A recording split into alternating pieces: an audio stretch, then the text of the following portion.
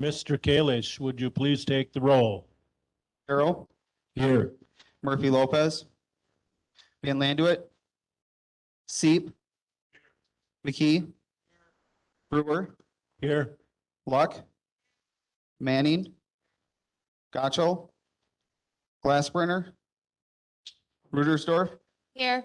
Gentis, Turk, Cosgrove, Frank, Severson, Williamson. Here.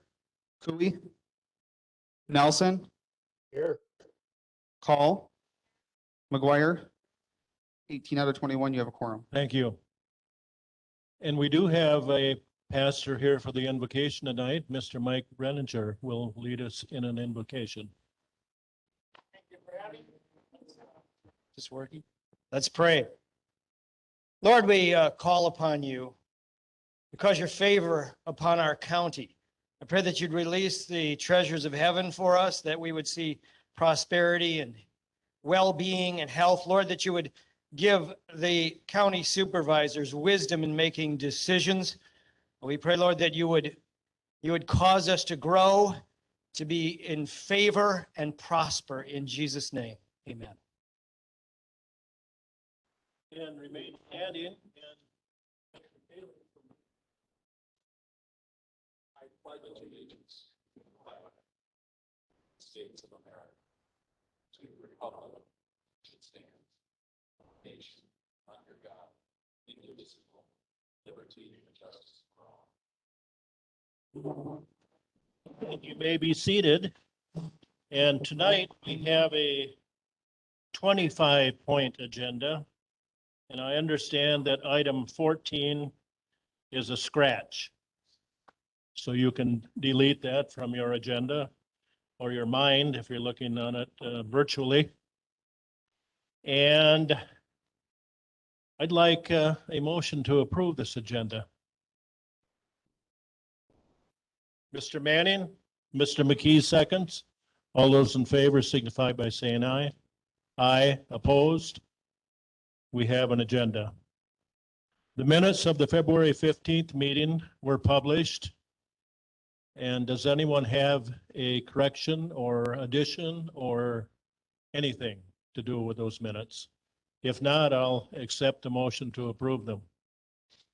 Peg?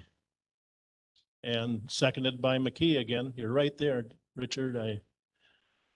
You're right on the spot. Yes. All those in favor of the minutes of the previous meeting being approved signify by saying aye. Aye. Opposed? Okay. We got a note from Mike Bindle indicating that there was nothing for him to talk about tonight.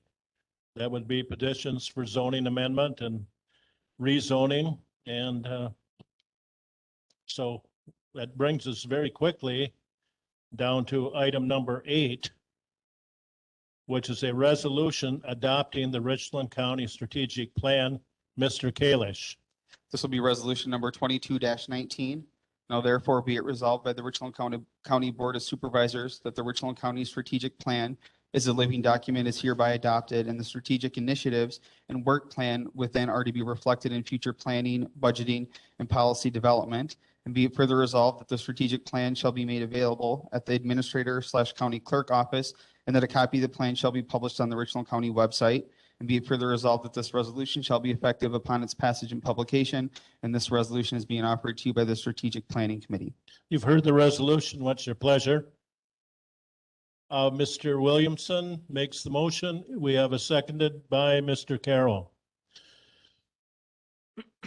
All those in favor signify by saying aye. Aye. Opposed? All right, we have the resolution before us.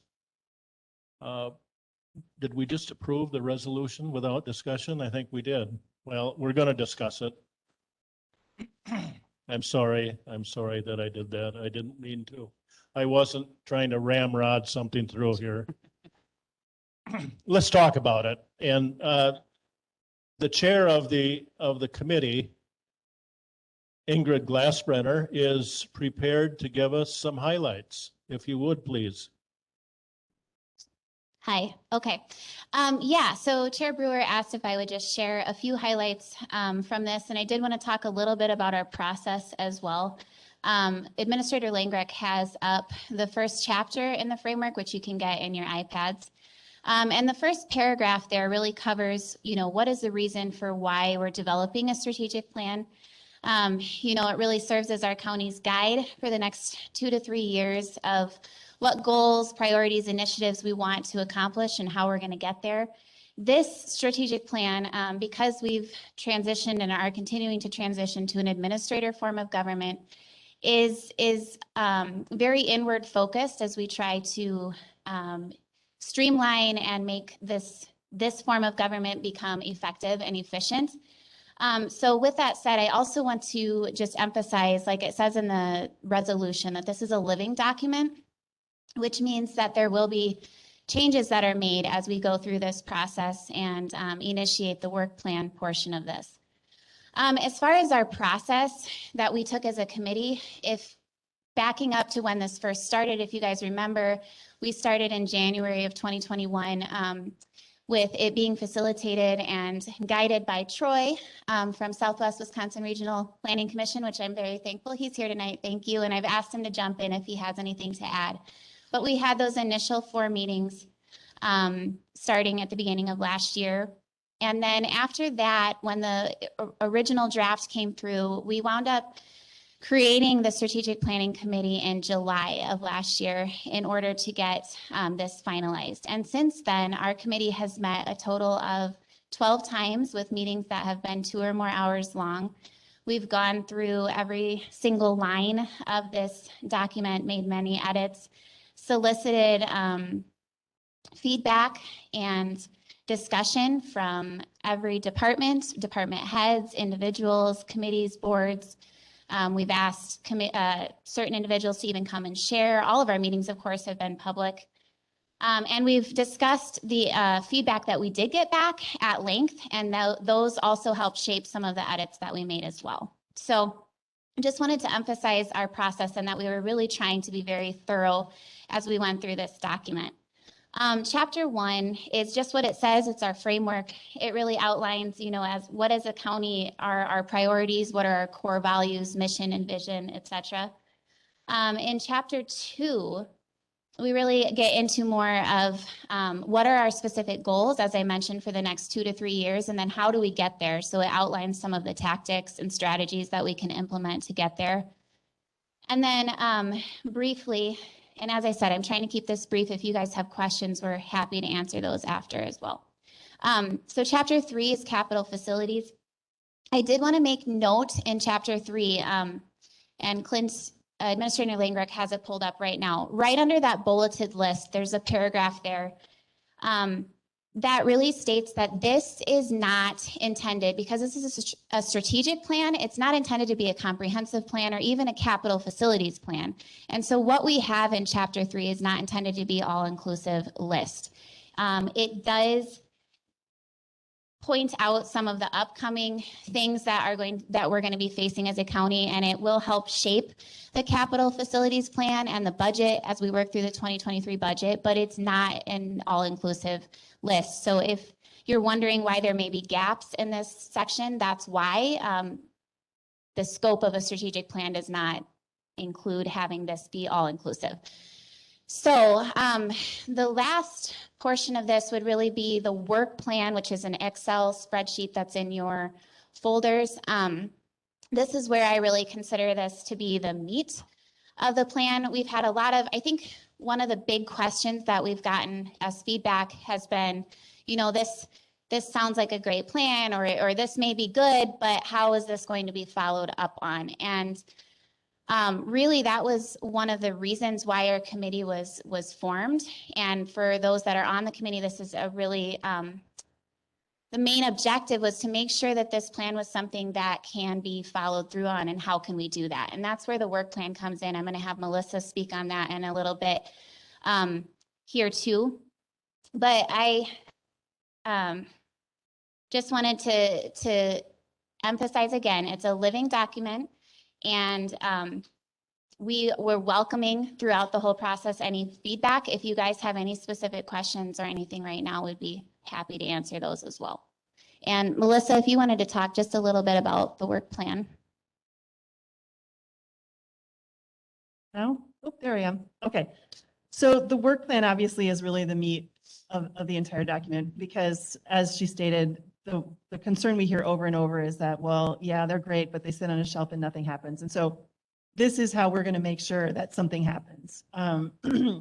You will see that we haven't assigned necessarily every single action or tactic to a responsible party yet. And that is because our administrator, we as a committee felt that we should not necessarily be assigning who does the work because we should let our administrator who supervises all of our department heads or most of our department heads the ability to allocate these duties out as he sees fit. So these blanks will get filled in. But we didn't want to wait until we had that all figured out before we presented the plan to the county board. The strategic planning committee, the reason that we asked when it was formed to have it continue after the development of this plan was because we wanted to make sure we had a body that could be adjusting it as needed and updating it and also checking in to make sure that we are actually making progress. And I just want to emphasize that, and I know she said it a couple of times, but really this is a living document. And as we move through this, tactics may change. We may hear from our department heads that there's a better way to achieve our goal. And so, you know, obviously we want to take that into consideration because they are the experts in their fields at accomplishing some of the goals that are incorporated into this document. So I think that what we would like to say as a committee is that we always want to make sure that county board members, department heads, administration, elected officials, you know, we want them to be able to come forward and talk about certain aspects of the work plan that might pertain to their department and be open-minded about how we go about achieving a goal and not being particularly stuck on one way of doing something. So our intention is that we want to see the goals achieved in the best way possible. And we want to make sure that we're keeping track and holding people accountable, including the county board. All of us need to be accountable to make sure that we succeed. And as we are making our budget, we want to also make sure that we are using the strategic plan in that process and making sure that as we make budgetary decisions, that they align with our goals that we have outlined in our strategic plan. Okay, thank you, Thank you. Melissa. Steve Carroll and Carrie Severson were also on that Yes. committee. Do you have comments, gentlemen?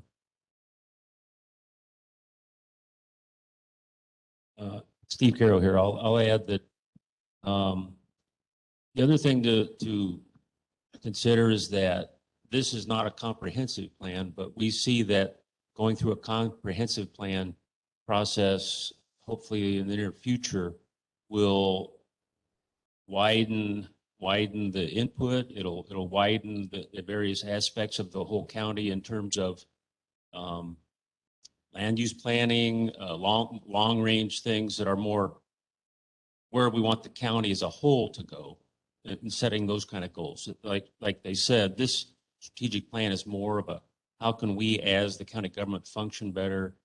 Comprehensive plan will be more of a outward looking, where are we all heading? Where do we want to head? And so that'll be happening sometime in the near future too. Carrie, comments? I'm done talking about strategic planning. I've had enough. I will say, I think Carrie probably echoes our sentiments. We've had a lot of meetings on this. I did want to mention really briefly that Clint has been obviously working extremely closely with us. He's been at every meeting. He's been an integral part, and Troy has also been at almost all of our meetings as well. So I want to acknowledge that. Okay, and Ingrid is pointing to Troy Magid of the Southwest Regional Planning Commission. And he's up there if you have any questions or comments. But I like what I see here, and it's exciting to finally, instead of going willy-nilly in all directions at once, maybe we can focus our direction. Okay, we already approved it, So, and I thank you for that. Any other comment? This is a big deal for us. Yes, sir, Mr. Seep.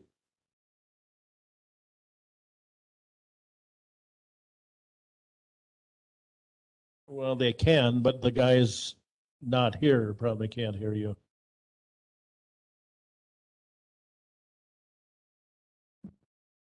Well, thank you.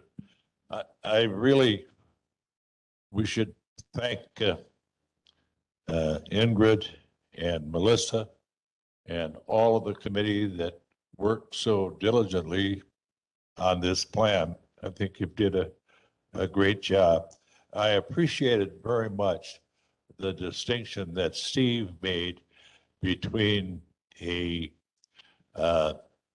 strategic plan for county government as opposed to a county-wide collaborating with all the townships, comprehensive plan, which focuses very much on land use and the plans for our natural resources, our rivers, our hills, and the use of our farmland. It's a different kind of focus entirely from a strategic plan, which is kind of an internal plan for the county government itself. And I think that's an important distinction to be made. The comprehensive plan is supposed to be renewed or updated every 10 years. I think we're a little behind on that. Perhaps Troy can address that, but very good job. We thank you all for what you've done here. You've made a great contribution. Yeah, here. Thank you, committee. Yes, Ingrid. I did want to say, Supervisor Frank also joined us the last couple of months. I thought he did. Bob, He did, and I want to give thank him you, an Bob. opportunity. For your input. And all of you, I think we all participated in some degree with this. I remember sitting hunched over my kitchen table trying to log on before I had that wonderful Lavelle telephone service that I marvel at each time I log on. So, Mr. Chair, can I add a comment? yes, you may, Sean. So I just wanted to say I really appreciate especially the work plan. To me, I look at it like a to-do list, and it's really easy to read when you see it in a chart. And just scrolling through here and seeing all these good things on here. I know I harped on the bond rating for a while. It's so exciting to see that in here. Increased pay for employees. I know that gets talked about a lot. So I think it's a good thing for all our employees to know that that's now an official policy of the in our strategic plan. And then some of the stuff, I know most of it is inward, but I really like some of the outward focusing stuff as well.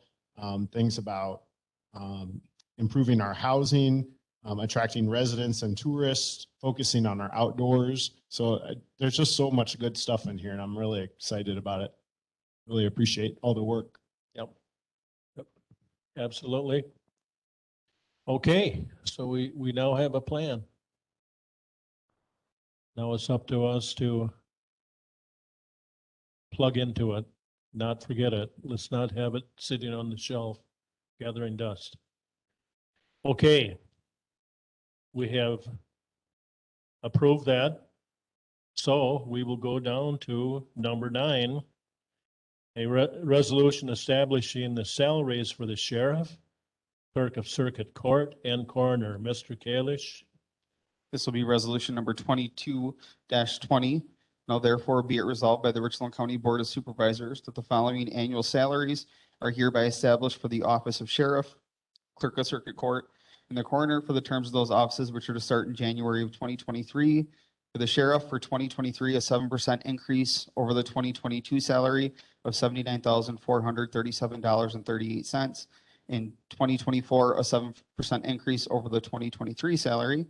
In 2025, a 4% increase over the 2024 salary. And in 2026, a 3% increase over the 2025 salary. For the clerk of circuit court, for 2023, a 7% increase over the 2022 salary of $64,727.10. For 2024, a 7% increase over the 2023 salary. For 2025, a 4% increase over the 2024 salary. And for 2026, a 3% increase over the 2025 salary. For the coroner shall be paid a salary of $550 per month in addition to per call, which shall be $95 for a call, $25 for cremation only, and $120 for a call plus cremation. Be it further resolved that the resolution shall be effective immediately upon its passage and publication with policy impacts immediately in effect unless specified by another date. And this resolution is offered to you by the Finance and Personnel Committee. You've heard the resolution. What's your pleasure? Mr. McKee, I need a second. Okay, Mr. Turk, Supervisor and Vice Chair Turk has made the second. Discussion. Yes, sir, Mr. Severson. Mr. Chair, for the coroner, does the $95 a call and 25 for cremation and 120 for call plus cremation, is that applicable for the deputy coroners? I can't answer that, but perhaps someone can. Yes, those would be the rates for the deputy coroners responding as well. Okay. Okay. And there was additional information provided. For instance, the clerk of court salary was compared to other counties in the state. So I'm satisfied that the research was done. Any other questions? All right, we have the resolution before us. All those in favor signify by saying aye. Aye. Opposed? The resolution establishing these salaries is adopted.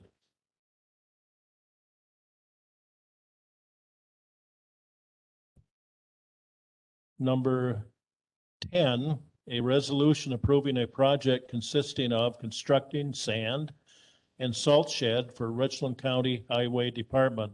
Mr. Kalish. This will be resolution number 22-21. Now therefore be it resolved by the Richland County Board of Supervisors that approval is hereby granted for the construction of the sand and salt shed for the Highway Department at the Highway Department's facility located in the Industrial Park. Be it further resolved that the lowest bid submitted by Greystone Construction in the amount of $373,840 is hereby accepted, and the contract for engineering services to draft plans and specifications for this facility is hereby awarded to this contractor. Be it further resolved that $300,000 of required funds will come from Fund 92 of the short-term borrowing, with the remaining balance of $73,840 to be absorbed by the Highway Department through their general maintenance fund with no impact to road maintenance. Be it further resolved that this resolution shall be effective immediately upon its passage and publication and is being offered to you by the Highway Committee. You've heard the resolution. What's your pleasure? Mr. Manning makes the motion, seconded by Mr. Severson. Discussion. And I see Josh back here. Do you want to say anything? You got to go to a mic, please, Josh. This is our highway superintendent, I guess, or Commissioner. So I will say that Sourcewell made this a breeze for us. It's a company that takes care of all of our bidding needs. They take care of advertisement, bid soliciting, award minutes, all that, provide us with all that information. And by going through them, that saved the county between $15,000 to $20,000. So well, why do we need this facility?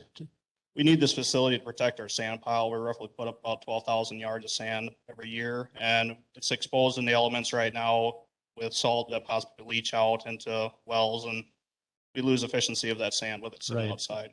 Right. And did you hear him talking about the leaching effect of rain and snow and all of those good things? Sand is, or salt is not cheap now. I understand a couple salt mines went out of business, so none of it's cheap, and it costs money to get it here. So once we get it here, let's keep it in a nice pile, covered up until we need it. Mr. Seep. Yes, Mr. Chairman. For Josh, may I ask? The total cost of, I think I can see 373,000 or 323,000 and change. Am I correct in understanding that that includes all of the engineering as well? Correct. So the total cost of the project is going to be what you stated here tonight. Correct. I recall a year ago, we had discussion about this from the previous commissioner presented this to us, and his premise was that at some point the state would require us to complete this project because of the potential leaching and damage to the environment. My question is, has the state come to you and ask you that, or have they told you that this has to be done now? They have not told me that yet, but what they did tell me is this coming really soon. So the sooner we can get on this and get it done, the better off we'll be. Oh, okay. Okay, Thank you very much.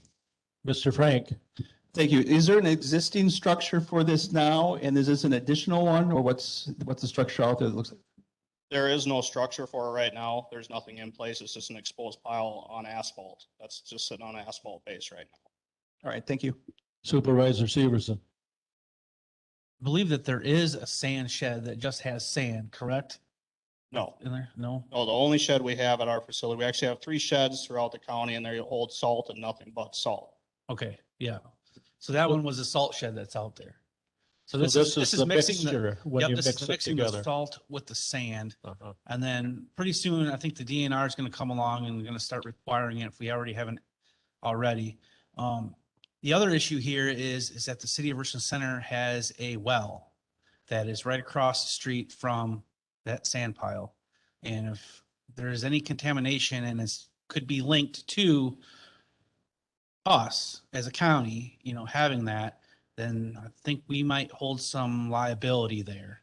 And so that's why I think that this is kind of prudent that we kind of get ahead of this before something happens. Absolutely.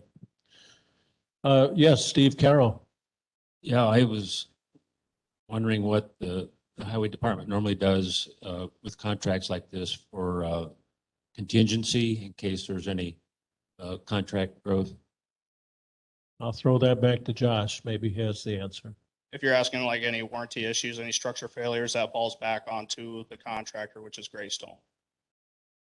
Well, and I think overrun contingency too. I mean, is there slush built in this amount in case, Yes, I can't see us making change orders, but, there would be no change orders. This price is locked in. That covers the entire project. They can't increase their pricing. okay. All right, ready to vote? Yes, sir, Mr. C. How many bids were there?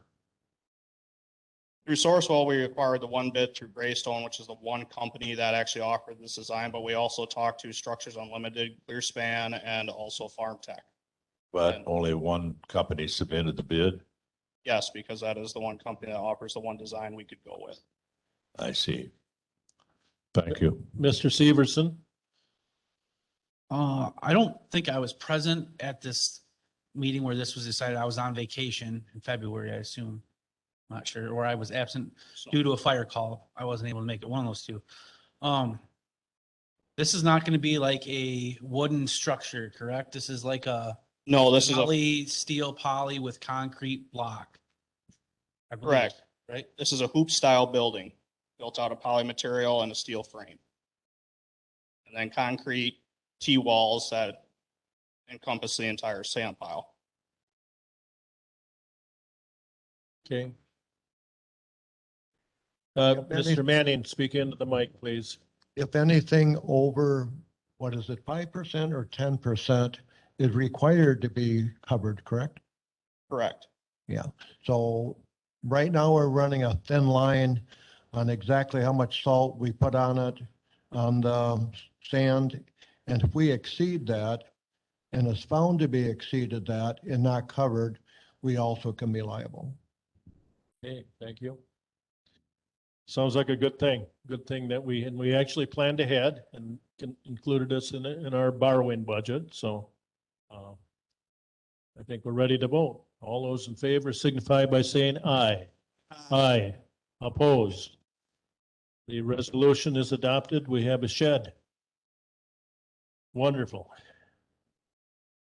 Number 11.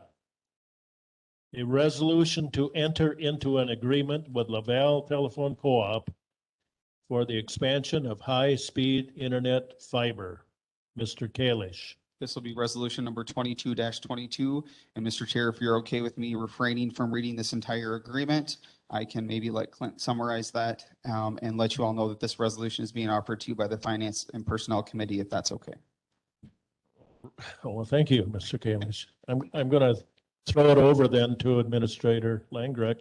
Mr. Chair, Fill in the blanks. thank you, Mr. Chair. The resolution in front of you also would double as a contract agreement with ourselves and Laval Telephone Corporation. The project is an expansion on broadband. We'll put a map up here in a second showing you it reaches pretty much from like an Ithaca standpoint up to Rockbridge. What the county would contribute into it is essentially $590,000 of ARPA funds to do this multi-million project. And I do have Mr. Josh Lean is available from Laval to better talk on the details of it. And I can pull up the map to kind of show you where we're looking at. And Josh, if you have a better map, by all means. Otherwise, I do have the one that you'd provided me last week. Josh, are you on? Yep, no, that's the same map I Yeah, provided you, so. Before we go further, Vice Chair Turk reminded me that in my haste to get down the road here, I did not get a motion and a second on this resolution. Mrs. Gentis makes the motion. Do I have a second? Mr. Frank seconds. Okay, you may speak. Thank you. All right, so pretty much in summary, You're this kind of will be, quiet. Josh, can you hear me just 1 second? Let me see if we can get you cranked up. One second here. okay. Okay, go ahead and try again, sir. All right, how do I sound now? Better? Good. Very good. I think we got you. Go ahead, sir. All right, so a summary of the project is it's gonna be about 120 miles of buried fiber. It's gonna pass probably about 460 households. The total cost is gonna be around that 5.88 million. We're looking for 10% from the county. We are gonna be looking for either a 60, 70, or 80% match with the PSC, and then the Val Telephone is gonna pick up the rest. We've been in contact with our consultants. We're trying to make the application as attractive as possible. So we're just trying to determine what we're gonna ask for the PSC match, but whatever we decide on the PSC match, the Val Telephone will pick up the rest. Josh, can I have you kind of define the area of where the impacts are going to be, where the expansion is going to be? Yeah, it's gonna be everything to the north of Richland Center on the eastern boundary, going all the way up, almost to Rock Bridge, over to Lloyd, back down all the way along the 58 corridor, all the way to where it meets 14. And then you'll see another pocket up above that, which is right up above County Highway I. We're gonna hit that up in there. And then over to the west of 80, there's another pocket in there, which is Rockbridge over towards Gillingham a little bit. And as today, with this grant, if we do get it, and with all three companies, because we are separate cooperatives, but Richland Grant Telephone, Laval Telephone, and Genuine Telecom, we all kind of operate as one. We share management, we share employees, et cetera. So with all three of our companies, with this grant, we're probably gonna be about 80% of Richland County covered. 80%, you said. Yeah, This is because all it would be- Chairman Brewer asking a question. Now, I live on County Double D and I've had wonderful fiber optics for a year now, so. Yeah, because you can see in our PSC grants prior, we did corridors. So we did Double D, we did everything, all that in green that you guys see. That was all completed in prior PSC grants, and those are strategic builds in order to tie all three companies together with the vision to do this eventually. Okay. Any other Yes, Mrs. Luck. I just wanted to get clarification. You just stated that it was fiber past homes and businesses, but in here it says fiber to the home. So will there be direct connections to homes, or is that something that will happen later? No, there's gonna be direct connections to homes, yep. But How the many homes? homeowner has to. 460. 460 homes will have fiber connectivity if they so choose. Okay, thank you. Yep. Mr. Severson first. I have a couple talking points here, but for right now, the one I want to talk about is going off of what Melissa said. So I have another one that's a totally separate thing, but going off of what Melissa said, if a homeowner in the county has this fiber going past their house or to their house, and it states in here that it's going to their house, what if they have a mile-long driveway that goes back? Because some of our residents live off of a main road, and they have a driveway that takes them back to their property. Is that going to go from that road all the way back to their house? Yes. Yes, the answer is yes. And would it be the same price then? I Yep. think we had a pre-installation special or something. Yep, there's a That we pre-install paid. price of $150, and that's just a flat rate that all customers pay to get a fiber drop buried to their house. Mr. Frank had one before you, Steve. A couple of questions. What does the fiber include? I know that your service provides cable TV, telephone service, internet. Are all those in this package? And then what kind of speed should they be expecting? Yes, all three are included. We have packages of 30 meg, 60 meg, 120 meg, 200 meg, 500 meg, and one gig. It's pretty fast. Mr. Carroll. For this expansion, is this the last component needed to get high speed to all those homes? Or are there any other components that also have to happen? Out of the 460 homes that I stated, Yes, I No. think that's the question. no, there's no other components. This will all be included in this grant. So that gets 80% of the county, you said, then there's still 20% lacking, right? Yeah, I would say everything to the kind of the east of 58. To the county line. Wouldn't have anything at this point. They have Frontier, and I do believe Richland or Reedsburg Utilities is coming this way a little bit too. I don't know how far west they're coming towards 58, but I know they're getting a little bit of it. And then all that would be left would be south of 14 down to Gotham. That little pocket down in there. And that might be something we would look to apply for in upcoming grant rounds, if there are more. Supervisor Seep has a question. Yes, Josh, about a year ago, you folks were here and it was in relationship to a grant that was applied for a small jog up around Casanova and down on Fry Road. Is that included in this grant? Is that included in this grant? Yes. It didn't get installed because the grant wasn't approved or something? Oh, are you talking our last year? Yes, that was our Lime Ridge grant. Yes.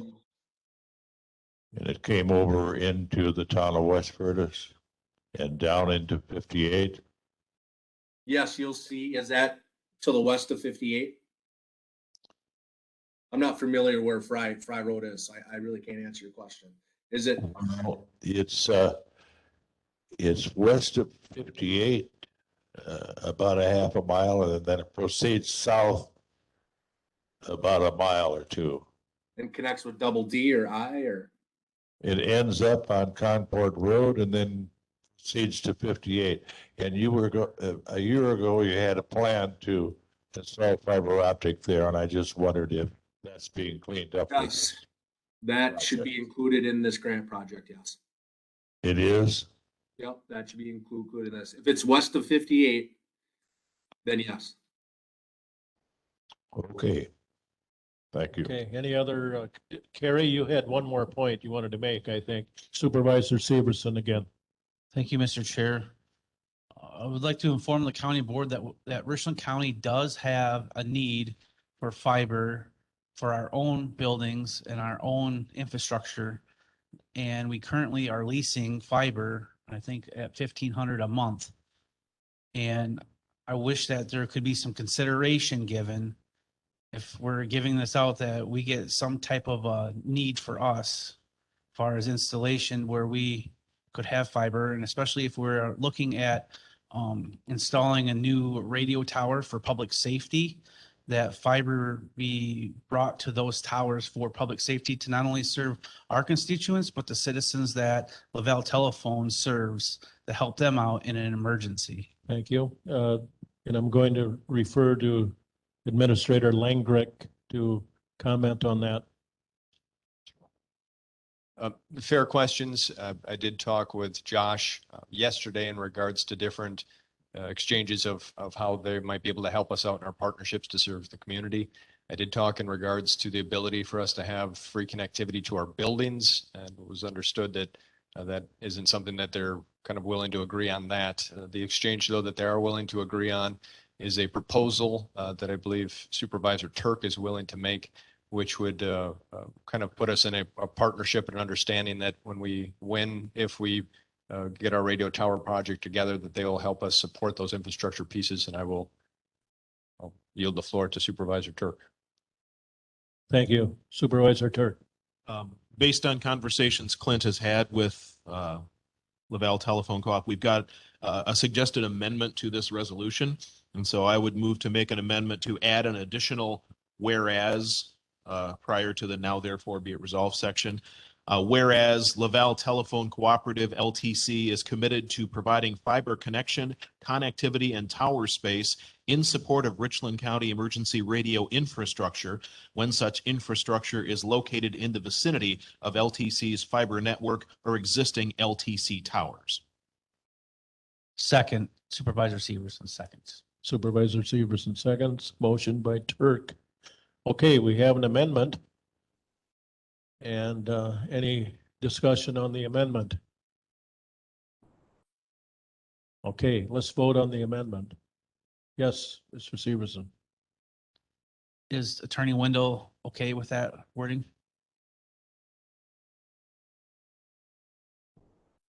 The proposed language was submitted to me earlier for review. It's fine with me.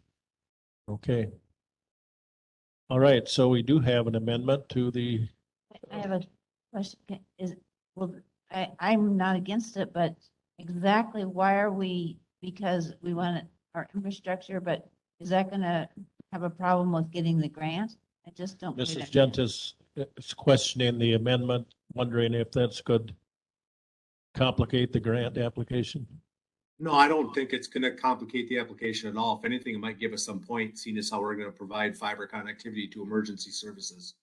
So I don't foresee that being an issue.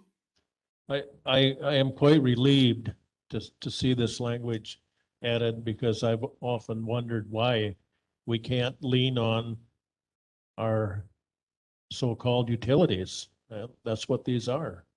Yes, Mr. Severson.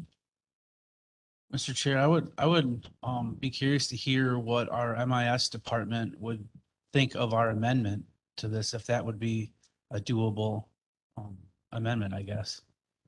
Okay, and who from IS is behind me? Director Scott is saying that we discussed this prior and that she is in agreement with it. And not just because I'm her boss, Supervisor. Okay, Barb, are you making sounds behind me or? All right, you're nodding and all right. Could I make a sound? Well, I don't know. Yeah, go ahead. I'd like to ask Josh, is there an issue at all of territorial integrity? As far as like this is Frontiers area. Yeah, And if there's an And issue other providers? No, I mean, the reason we're applying for this area is because Frontier's not doing their job as far as providing the customer with a reliable broadband connection. That's why if Frontier was doing their job, nobody would be applying for this area. I see. In my area, in the town of Westford near Casanova, we've had fiber optic for 5 to 10 years from the Lavelle Phone Company. and it has been excellent service and very reasonable. Thank you. Okay, we have an amendment. Let's vote on that. Do you all understand the amendment? They're going to give us some help in the future, okay? All those in favor of the amendment signify by saying aye. Aye. Opposed. All right, we passed the amendment. Now, we will vote on Mr. Chair, the entire amended resolution.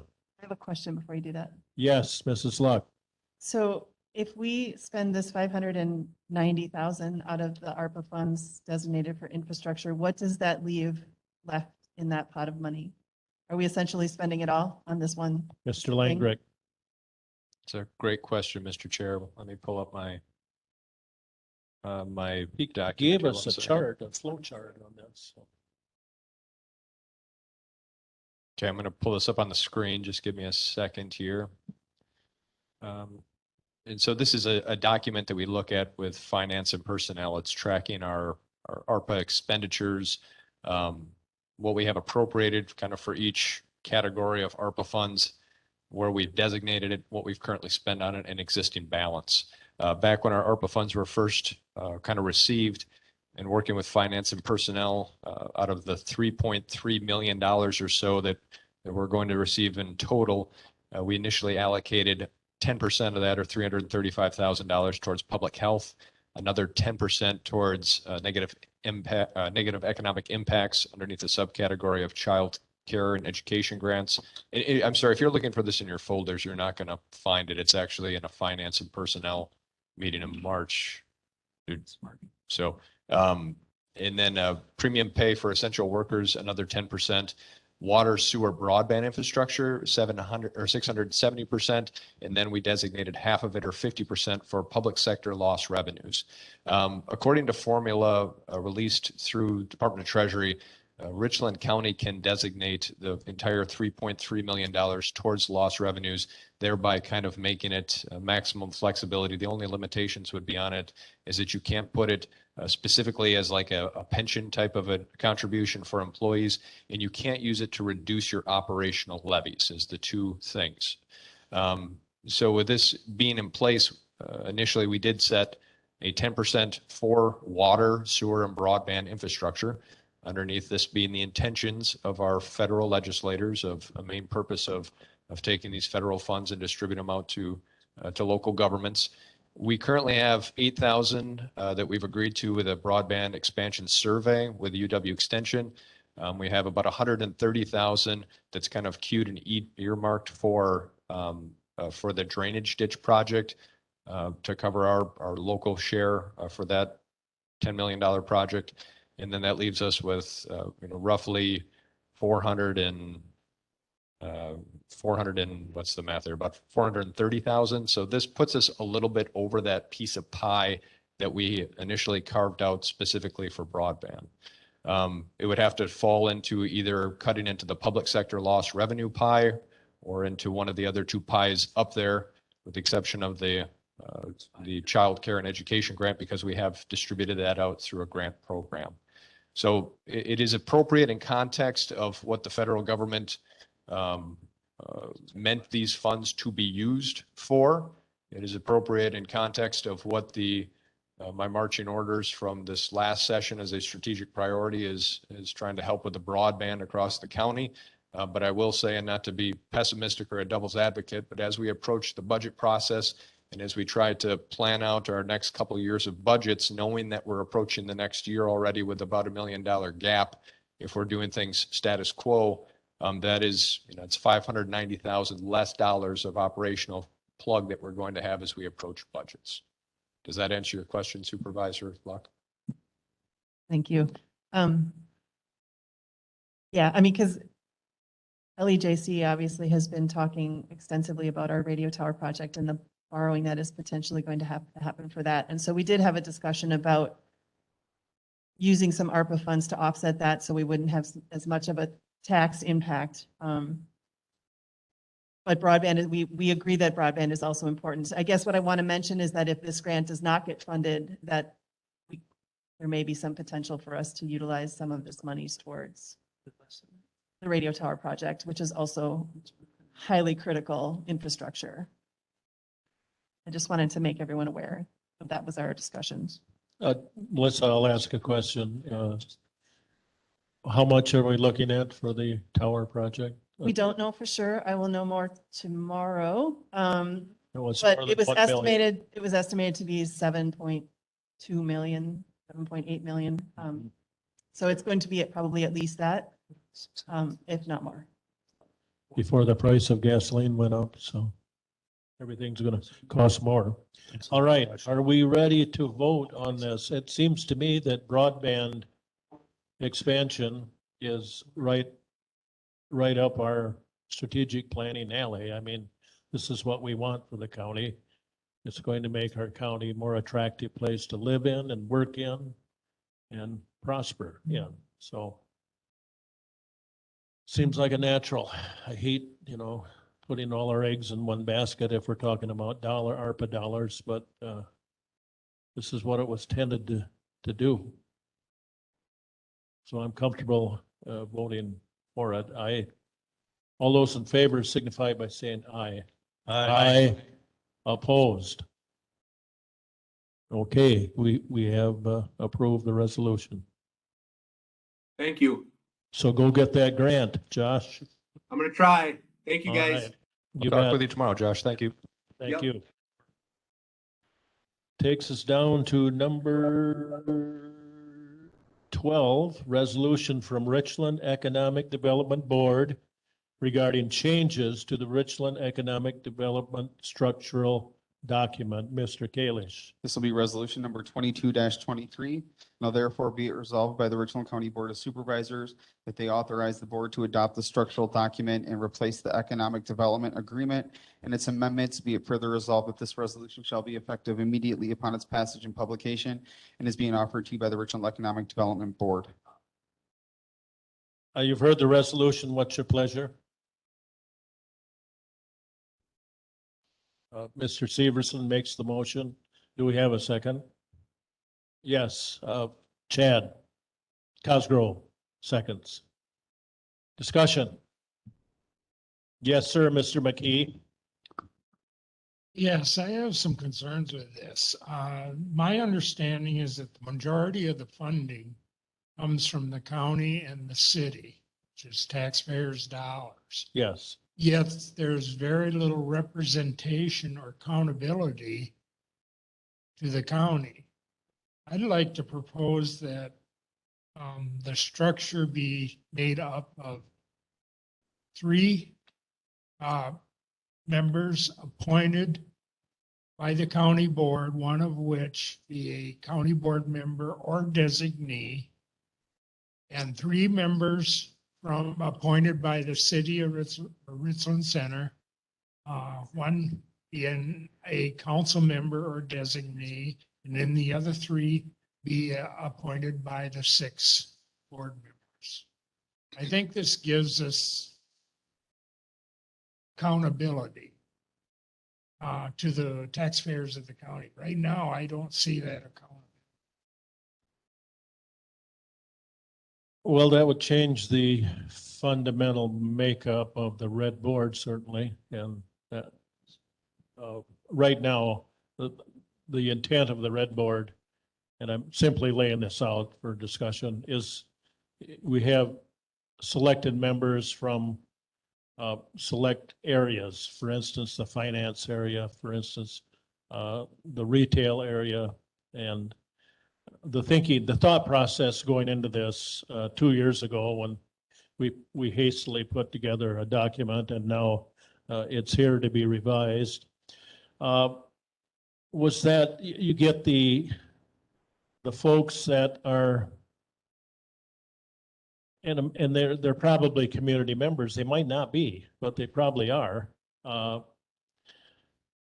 who are, for instance, we have the head of Rockwell, Mr. Klang, is a board member, and he knows dramatically how difficult it is for him to hire people, and how once he does hire them, one of the problems facing them is housing when they move to Richland Center. I mean, he knows that. We have Mr. Fieldhouse from Walmart is also represented. And that was the focus when we originally set this thing up, was to do that, not just have members of the, and we do have, there is provision there for a community member, but it would be someone representing the disadvantaged, someone representing, there's a criteria involved with that. Other comments? Yes. Yes, Ingrid. I have a question if I could, Chair Brewer. Could I just ask for like a summary of what were the changes that were actually made to the original agreement? I did read through, but I was struggling to define what was the changes. Well, I'm going to ask our counsel if he could handle that for me. So for what it's worth, so did I. It was definitely a hastily put together document in its original form. The biggest change, of course, is the makeup of the board and the voting powers. As it stands now, there are only 3 voting members of the board, which may increase accountability but decreases democratic operation. Other than that, there were some formatting changes. There was specification of non-voting members. With the addition of all the voting members, the board wanted to make clear that the administrator or clerk and the county administrator or clerk were non-voting members.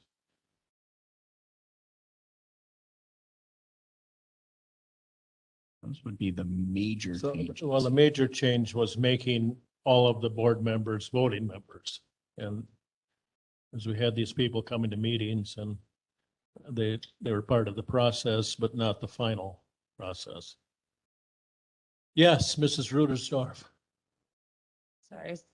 So for clarification, so it's not just 3 voting members?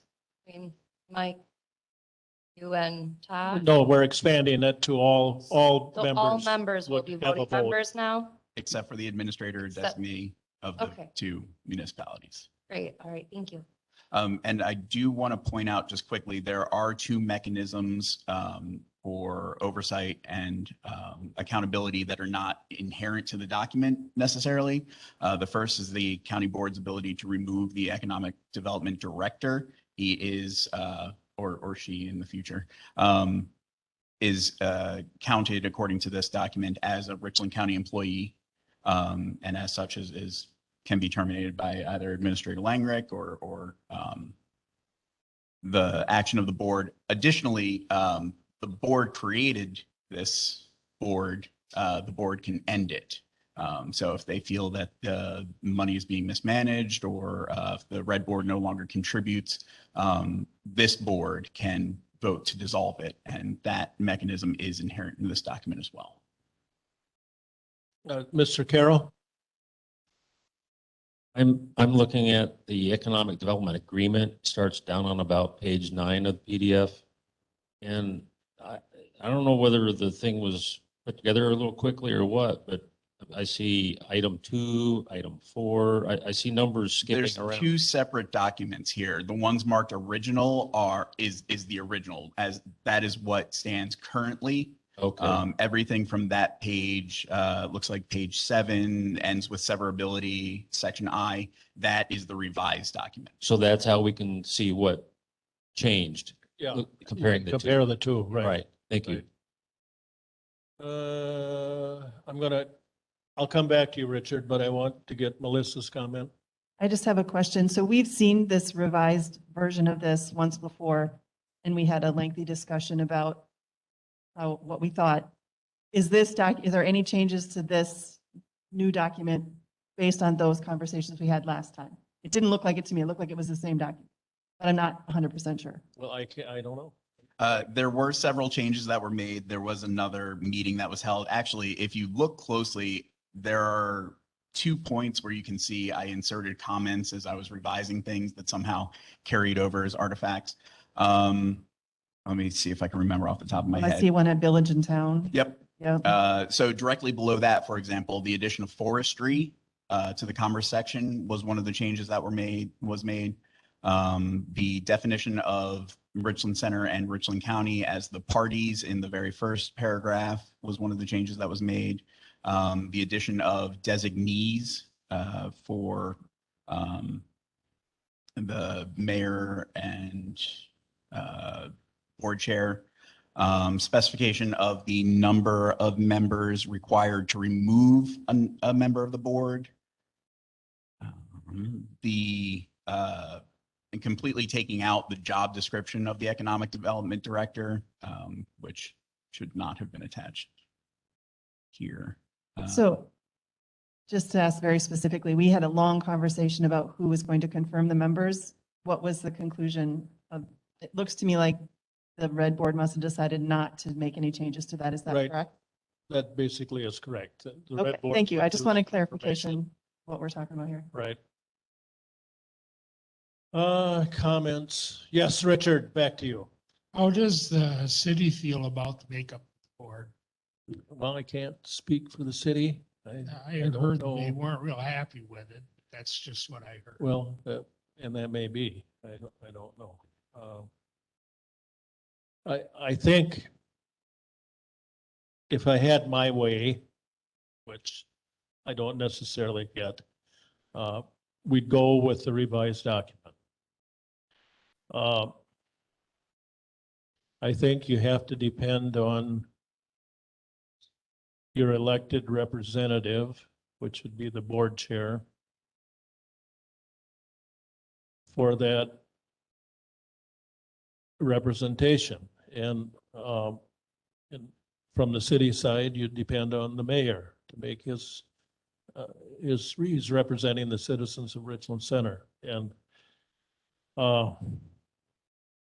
I think I understand your suggestion, and I think though it would make the process unwieldy and slow it down to the point where it might not work.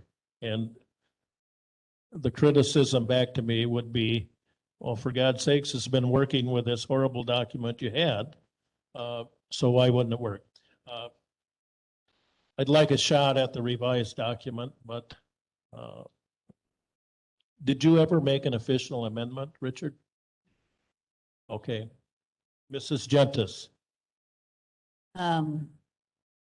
I've been attending most of the red meetings because I'm very interested in it, and I also am very happy with how it's going and the direction it's going. And I feel that all the intentions are quite good. However, I do think because it's part of the county and part of the city, I don't think it would slow the vetting system down. I was at one meeting where they were trying to vet two people, and one person was asked all the questions that were vetted, and the other person wasn't even given a chance to give their questions or answers. And then the vote was taken. So it wasn't a complete vetting process. I'm not sure that I would say that one person should be it or not, but I would like to make an amendment to put it back in on F, composition of the red board, number 7, where it says in the county administrator, no other representative or, no, a member is elected to the board by simple majority and is then subject to confirmation by both the city council and the county board. And I think those can be done fairly quickly. So that's my amendment for F7, and then at the end of it, and then it is then subject to confirmation by both the city council and the county board. I'll second. And we have a second, motion and a second, and who seconded that? That was me. Oh, Sean, thank you. Mr. Sean. Chair, may I add a couple comments to You may. Supervisor You may. Jenkins? So, I was really struck by this just at 6:30 this evening when we had our committee on committees meeting. We recommended confirmation of a member of the Joint Ambulance Committee who is a representative of the town of Richland. So I just looked up our assignments agreement with the city. We have the same thing there. We do confirmation of members appointed to the Simons Natatorium Board. So I think this is consistent. I think it's a misperception that this would slow the process down. I think at the end of our agenda tonight, we'll be confirming that member of the Joint Ambulance Committee. And I don't think there'll be any slowing down. It just needs to go through that step, just like we do for any other board, committee, or commission at the county. Thank you. We have an amendment motion made. And do you have the wording of the amendment, Mr. Wendell? Could you read it, please? So the sentence begins, as it currently stands, a member is elected to the board by simple majority and is then subject to confirmation by both the city council and county board. Thank you. Okay, we'll vote on the amendment. Do we need to take roll on this, perhaps? Can you call the roll, please, Clerk Kalish? And voting for the amendment would be an aye. Voting against the amendment would be a nay or no. Carol, Aye. Murphy Lopez, Van Landuit, Seep,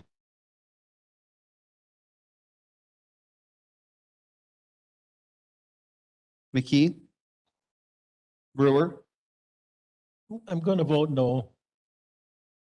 Luck, Manning,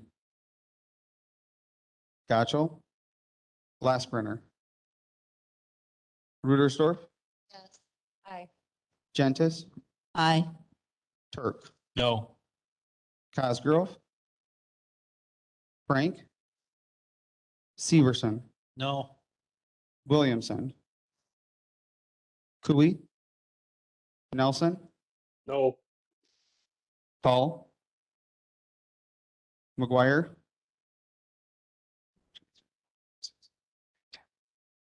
motion fails with 10 noes. Okay, the motion for amendment failed, which just brings us back to the original resolution, and that's to adopt the amended version of the red agreement. Are we ready to vote? And perhaps we need to take roll again. And an affirmative would be yes, you're in favor of the amended red agreement, or whatever we want to call it. And a no would be, well, if you vote no, then we're basically back to that one that we hastily put together 2 years ago and back to the drawing board. So just saying. Call the roll. Okay, and I will stagger it a little down the line. We'll start. No, that was defeated, Don. The amendment was defeated. We're now back to the original resolution.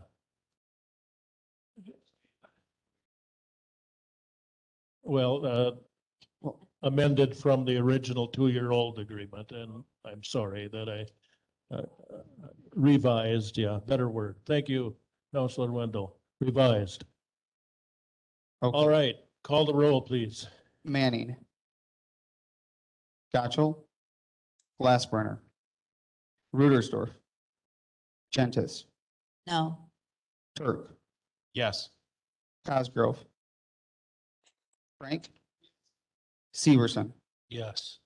Williamson, Cooey, Nelson, No. Call, McGuire, Carroll, Yes. Murphy Lopez, Van Landuit, Seep, McKee, Brewer, Yes, and Luck. Motion carries. thank you.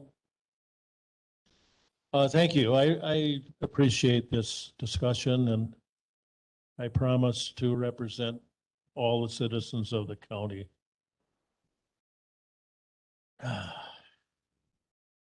Brings us down to number 13, A resolution approving the request for proposal for the comprehensive countywide study regarding provision of emergency medical services in Richland County. Mr. Kalish. This will be resolution number 22-24. Now therefore be it resolved by the Richland County Board of Supervisors that approval is hereby granted to conduct a study regarding the provision of emergency medical services in Richland County, and be it further resolved that the request for proposal for the comprehensive countywide study regarding provision of emergency medical services in Richland County is hereby approved, and be it further resolved that funds to pay for the study shall come from the American Rescue Plan Act, ARPA funds, and be it further resolved that this resolution shall be effective immediately upon its passage and publication, and this is being offered to by the Finance and Personnel Committee. You've heard the resolution. What's your pleasure? Mr. McKee, seconded by Mr. Frank. And discussion. Mr. Carroll. It's going to be funded by the ARP funds, but do we have a feel for what range this might come to? I think I'm going to refer to Administrator Langrick. What's the price tag on this? There is no price tag as of right now. We're bringing this before you essentially to get permission to solicit out for bids for contractors to come back with the project and with costs. So there's no monetary impact from saying yes or no tonight. But because this is an item that touches many of our partnerships, whether it's with the townships, whether it's with joint services and such, we wanted to make sure it was brought to your attention and get your approval, even to put this request for proposals out there.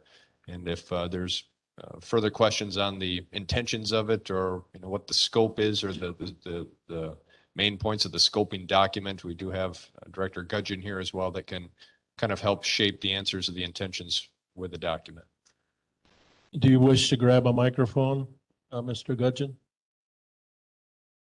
Tell us what you're doing and why you're doing it and how you're doing it. Hear me okay? Yes. So this initial conversation about doing a comprehensive study on EMS was initiated between the Joint Ambulance Committee and Administrator Langrick, as one of the topics that comes up often is, should the county remain the owner and operator of the ambulance service, or should it become a district? And that seems to be a continuous question that hopefully this study will give us answers to, so we can answer it appropriately and not in a manner of, maybe unvetted information or thoughts, feelings, or whatever. So with the discussion at the county board on what is a mandated service versus what is not, this study again hopefully will help you, the decision makers, make that decision. You'll have vetted information from consultants who have done this in the past, and put before you what should be the future of the county run ambulance service. With that, we have 6 other ambulance services that serve Richland County, and they're in the same boat that the county ambulance service was back in 2015. And if anybody has been watching what's going on in EMS throughout the state and nation, you'll see that the delivery model is not sustainable. So with this study, we'll ask the consultant to not just look at Richland County Ambulance Service, but interview and talk to those other ambulance services. And hopefully this document then will give all decision makers, whether you're run by a fire district, a village, if you're a private nonprofit like Kickapoo Rescue Squad, or your county run, this information can be given to decision makers so that we can navigate, which is going to be pretty murky moving forward. How do you deliver pre-hospital care in a rural setting? So that's the goal behind this.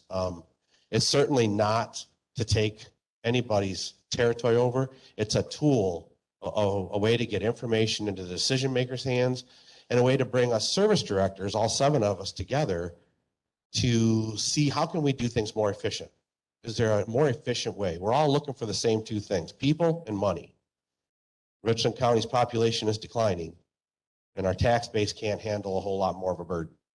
So without people and money, How do we make this work? And so that's really the goal behind this study. At the Finance and Personnel meeting, there was some valid concerns that were brought up. And so I've reached out to almost all of the ambulance service chiefs in our area. I still have 2 more to make contact with. But I wanted to reach out to them. I know Finance and Personnel Committee members were concerned that what message is this gonna project? And I wanted to make sure, as did the committee members, that the service directors understood this is not some ploy for the county ambulance service to come in and take your territory. We potentially have a funding opportunity to do this study. We won't have this type of money to do this in the future. This is not new just for Richland County. Jefferson County, Lafayette County, Waushara County, Greene County, just to name a few, have recently done these studies because they're wrestling with the same option. So the chiefs that I've spoke to so far, and even some of the other EMTs, the only thing that they asked was, 1, can we have input? And that's a given because the consultant will work with them. And 2, they wanted a transparent process. So those are the things that I've shared with them. I still have a couple of more service directors to talk to. I don't want doors to be closed. I want doors to open and bridges to remain. I'm 24 years doing this, and I've made a lot of connections with people, not just here, but in Muscadet, Blue River, Viola, Hillsborough, Lafarge, and I have no interest in doing any damage to that. My career has been here to serve the county, and I want to continue to do that. So I think the intentions have been shared with those individuals I've talked to, and I think it will give decision makers the information they need to make good decisions, not just decisions on what they might not really truly understand, because EMS is kind of a complex issue. So hopefully I wasn't too wordy in my explanation, and I'll field questions if there are any. Thank you. Thank you. And Sean has a question. Mr. Chair, it's not a question. I just wanted to say thank you for doing this. I think this study is really needed and looking forward to it. Right. Thank you. And we're only requesting, can we make a request for a proposal at this point? We don't have any money on the table right now. That is correct. This is a document that we will send out to entities that have done this work. So there's 4 of them. And the president of the Wisconsin EMS Association has assisted both Administrator Langbrick and I in getting their contact information so we can reach out to them. These are individuals that have done these studies. So this is simply not tying, the county board is not saying we're going to commit the funds. You're just allowing us to send this out to see what these consultants send back. And then at that point, it'll be brought to you again for you as the governing body to determine, do you want to commit the funds and move forward with it, or do you not? And then you'll have an idea of the cost and the length of time that it might take. Thank you. Thank you. Thank you. Mrs. Jenkins. I'll be quick. Thank you for doing, I only voted for this. I'm in favor of the whole concept, but I only voted for this if the other entities were contacted so that it wasn't a surprise and it didn't look like it was transparent. So thank you for contacting, and I hope you can contact those other 2 very soon. It's very important to bring everybody along in this process. Okay, so I think we're ready to make a vote. All those in favor of the resolution for a request for a proposal, signify by saying aye. Aye. Opposed? We have a resolution adopted. Okay, it takes us down to number 15. We're skipping number 14. Darren, did you want to comment on 14 since we're skipping it? And that's the selection of the general contractor for the remodel.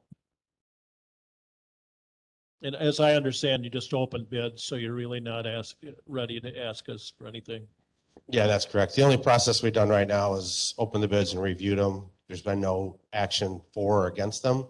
That's about all I can say right now. No, thank you. But just didn't want people to think we were sloughing it off. We're not. Okay, number 15, a resolution approving the purchase of Barracuda Essential Security Edition Web Security Gateway and message archiver software at a cost of $20,000 and $20,040. Mr. Kalish. This will be resolution number 22-25. Now therefore be it resolved by the Richland County Board of Supervisors that approval is hereby granted for the purchase of Barracuda Essential Security Edition, Web Security Gateway, and Message Archiver software from J-Comp Technologies at a cost of $20,040. Be it further resolved that funds to carry out this resolution shall come from Fund 11 and hereby is granted for MIS Director to sign the purchase agreement for these items. Be it further resolved that this resolution shall be effective upon its passage and publication and is being offered to you by the Finance and Personnel Committee.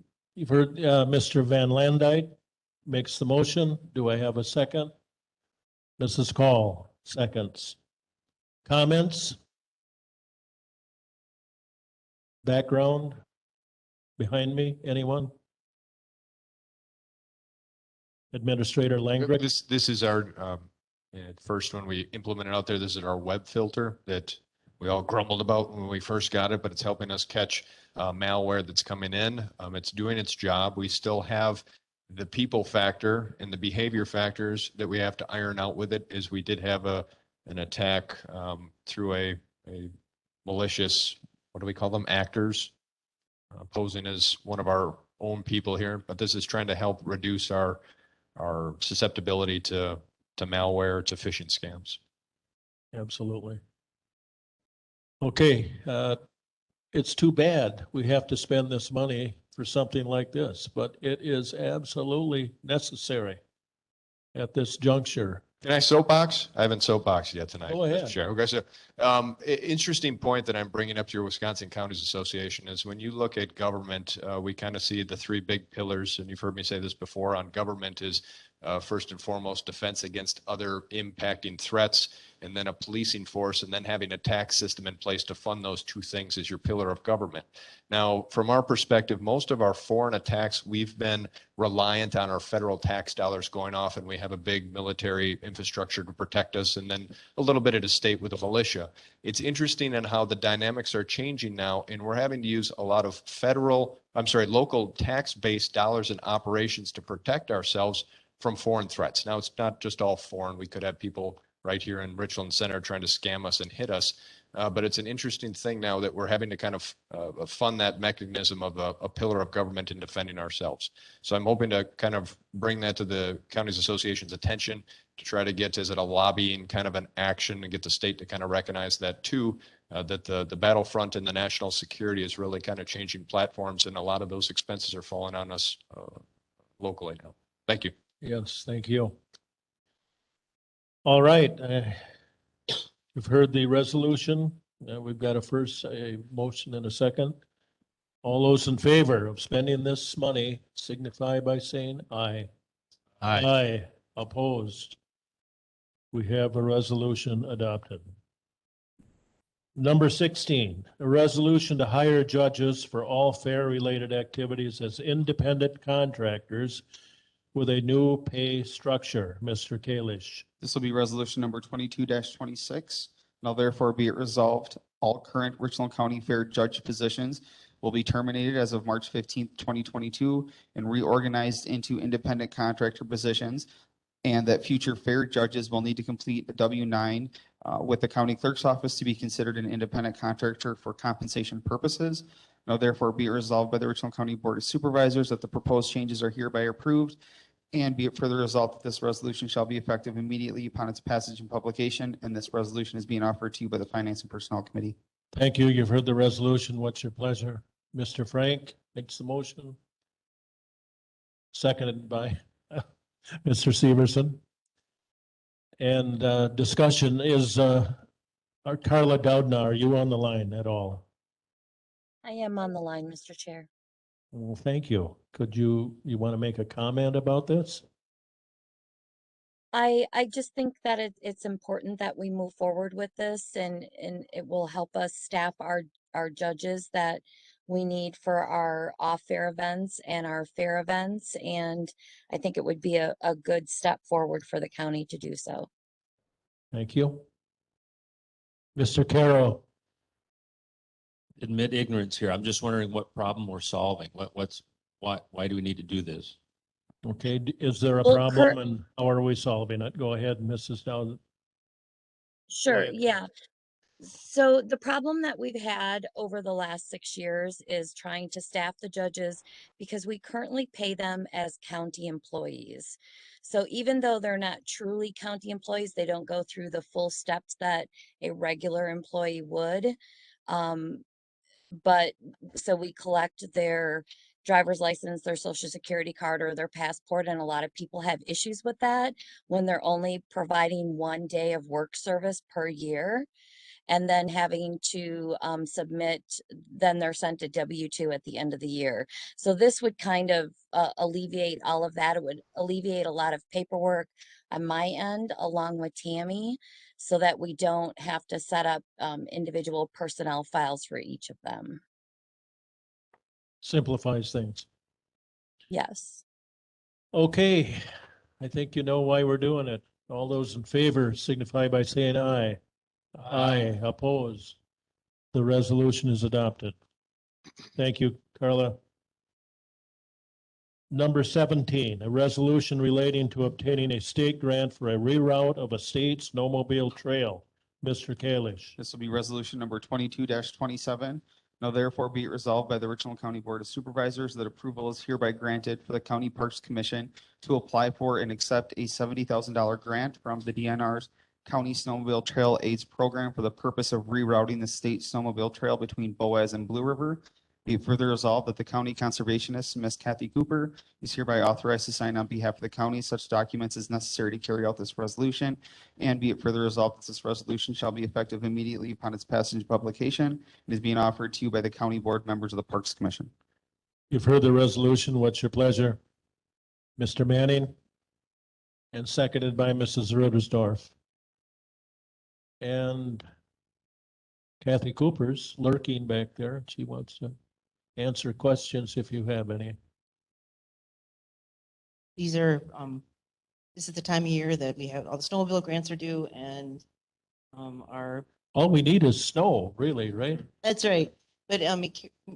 Sears can answer it better than I can because he's a snow, part of the Snowmobile Alliance, but that trail has been, trying to reopen it again because of some landowner changes.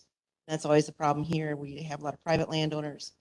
And this one's a little higher than the next one because there's a potential for a bridge. So that's why we may be applying for less, but maybe potential for a bridge. So those are a little more expensive.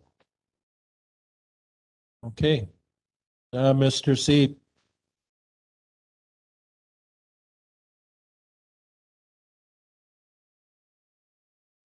Thank you, Mr. Chair. Ms. Cooper, do I understand that this is a county-owned trail? No, well, no, it'll be a state trail. It's a state trail. It would be a state trail. That's when, by going through this process, we'd be added to our state trail system dollars, which is like the third one coming down. If we get approved, then that would be added to that. If the bridge is put in, the bridge would technically be owned by the county. Am I correct, Carrie? So Yeah. Carrie Severson, that's going to comment. Was Mr. Seep done with his conversation? I think he's waiting for an answer. Yes. Thank you. The trail is state-owned, it would be a state trail. It's maintained by the county, Snowmobile Alliance. According to statutes in 23, chapter 23 and into 350, it's kind of the county's responsibility for the snowmobile trail upkeep and maintenance. And I guess I'd like to get away from you calling maybe state funded as more as user funded. So this user funding, the 70,000 is going to come out of snowmobile registration, snowmobile trail passes, and other dollars that are used that buy snowmobiling infrastructures stuff where they get their money, zero taxpayer dollars. But what this in particular is that we have always had a trail, Richland County, we've always had funding for a trail to Blue River. It's just that the current route, we're not able to go that current route due to landowner issues, new land ownership changes, and not wanting a snowmobile trail to go through their property, which is the landowners right on that. So now there's a group of people that did find a route to move this, and this is why this is a reroute. And in the process of this is going to be a bridge. And then that bridge will be on there, and then that bridge does become property of the county per se, or the Wisconsin DNR in the end, and does not become the landowner's bridge.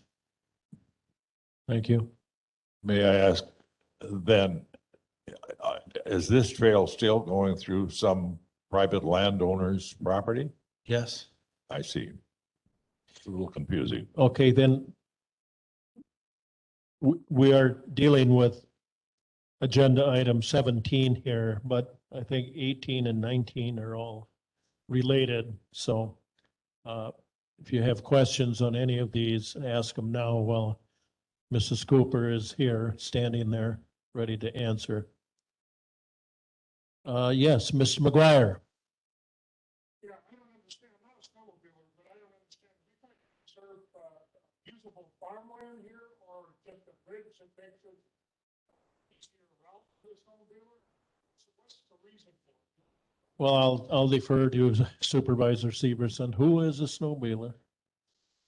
And parks. So the reason is to be safe and not to have snowmobilers go through creeks and rivers with their snowmobile, destroying watershed land and erosion capabilities. This is all private land ownerships to keep people off the right of way of the roadways. A bridge is needed because they're probably crossing a creek. I don't know if Steve knows where that's at. It's probably going in his neck of the woods down there, but or if it's off County Highway E, I don't know exactly. It's to establish a trail and keep them on the trail. This is all on private landowner. That private landowner says, I don't want you to go through my property anymore. Well, then now we have a right to go in there and remove that bridge. And we have done this quite a few times. So you got all the bridges that are on the bike trail that have been funded through this money that we're applying for now. There's a bridge at County Highway I and Snow Valley. There's a bridge directly behind the bowling alley here, or just right behind Richland Hills, that was used with this same exact money, and that's all on private property. Okay. So is there any opposition to this plan? I don't think so, but I can't speak for everyone. The landowners have to have a signed thing saying that they can go, the snowmobile trails can go across their property. I mean, it's up to the landowner. If they don't want the bridge down there, then they can say no, and then we won't have a snowmobile trail through there, and the volunteers will have to look at a different route. Right. Mr. Chairman. Yes, Mr. C. So the source of funding is as a result of the snowmobile registration fees? Yes. It's not county money. No. Snowmobile registration fees and the Wisconsin Trail Pass for snowmobile use only. I'm in favor of this. I think we're ready to vote. All those in favor of obtaining a state grant for reroute signify by saying aye. Aye. Opposed. Okay, we have that resolution adopted, takes us down to 18. A resolution relating to obtaining a state grant to establish a new section of state snowmobile trail. Mr. Kalish. This will be resolution number 22-28. Now therefore be it resolved by the Richland County Board of Supervisors that approval is hereby granted for the County Parks Commission to apply for and accept a $5,000 grant from the DNR's County Snowmobile Trail Aids Program for the purpose of adding a new section of state snowmobile trail between Boaz and Muscadet. Be it further resolved that County Conservationist Ms. Kathy Cooper is hereby authorized to sign on behalf of the county such documents as necessary to carry out the resolution, and that this resolution shall be effective immediately upon its passage and publication. This again is being offered to you by the county board members of the Parks Commission. Okay, you've heard the resolution. What's your pleasure? I'm going to Move call for on adoption. Manning and Severson to make that motion. And Mr. Seep is jumping the gun here. He's moving for it. No, I'll be glad to second. Well, okay. All right, more of the same. It's $5,000, not county money. All those in favor signify by saying aye. Aye. Aye. I just Opposed? Yes, Mr. Severson. want to make one comment that there is a current trail to Muscadet right now, and so this would be another trail. However, the Governor's Recreation Council that decides on whether this should be funded or not, that may be in limbo. So we may not even get this funded for a number of years yet, because we already have a trail that goes to Muscadet. This is just a backup trail, because now it's going through Boaz, coming down County Highway E, and then it bifers, where now you just approved that one to go to Blue River. At that same intersection, now you're going to go off and head towards Muscadet. So we may not get funded, but it's worth a shot to get funded. And this is, again, user dollars. Okay, thank you. All those in favor of this resolution indicate by saying aye. Aye. Opposed? We have a resolution adopted. Number 19, a resolution relating to obtain a state grant for the maintenance and grooming of state snowmobile trails. Mr. Kalish. This will be resolution number 22-29. Now therefore be it resolved by the Richland County Board of Supervisors that approval is hereby granted for the County Parks Commission to apply for and accept a $42,000 grant from the DNR's County Snowmobile Trail Aids Program for the purpose of maintenance and grooming of state snowmobile trails in Richland County, with the grant period beginning July 1 of 2022 to June 30th of 2023.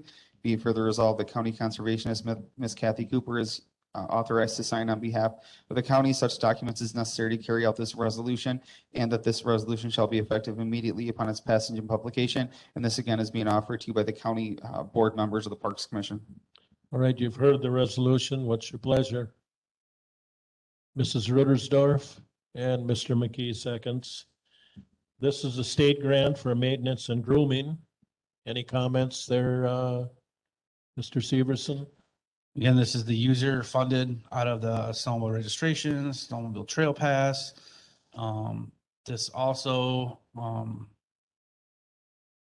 is a yearly grant that we get to maintain. This is actually Richland County's money. And then the Snowmobile Alliance goes out and does the work and puts in the infrastructure of the 140 miles of snowmobile trails system. And then they get reimbursed. They send bills to the county and they get their hours submitted that are working, and then Richland County then pays them back. So this is kind of what this is. This is our money for us. They do the work and then we pay them back. Just from information that people don't know, there's like 22,000 miles of snowmobile trail in the state of Wisconsin, and there's over 200,000 registered snowmobiles in the state of Wisconsin. Thank you. So there's a pretty significant infrastructure, and Wisconsin is actually leading the world in the amount of snowmobile trails and the amount of snowmobiles, registered snowmobiles. There's no other province, country, or state that can outdo Wisconsin right now. There's a couple that are right behind us, fairly close, but right now Wisconsin's in line. It's like number one. Okay. All right. All those in favor signify by saying aye. Aye. Opposed? Okay, we have a resolution adopted. All right, number 20, a resolution amending Richland County 2020 to 2024 outdoor recreational plan for Viola Park. This will be Mr. Kalish. resolution number 22-30. Now therefore be it resolved by the Richland County Board of Supervisors that approval is granted to amend the 2020 to 2024 outdoor recreation plan to include a new restroom facility at Viola County Park. And be it further resolved that a copy of this resolution will be sent to the Wisconsin Department of Natural Resources. And be it further resolved that, except as otherwise stated above, this resolution shall be effective immediately upon its passage and publication.